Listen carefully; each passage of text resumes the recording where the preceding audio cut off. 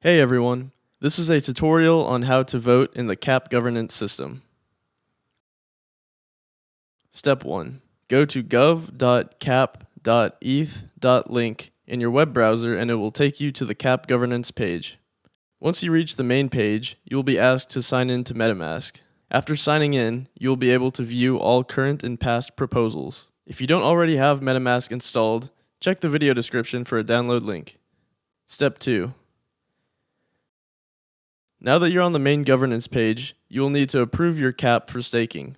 Normally, the approval button would appear where the yes and no voting buttons are, but the approval button isn't showing up on my screen because I've already approved some CAP for a proposal that I voted on yesterday. Once you click approve, you'll be asked to sign a transaction in MetaMask.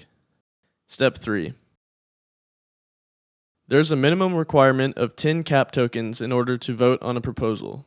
The stake button is located at the top corner of the screen. From this screen, you can view the amount of CAP that you currently have staked. I have 15. The number of CAP next to the stake button shows the amount in your MetaMask wallet. For this example, I have 10 CAP. I'm going to add the 10 CAP tokens to the 15 that are already staked in order to give me a total of 25 votes. Each transaction you'll see today took less than a minute, but I'm speeding them up for the sake of the video. Also note that once your CAP is staked, you can vote on as many proposals as you want.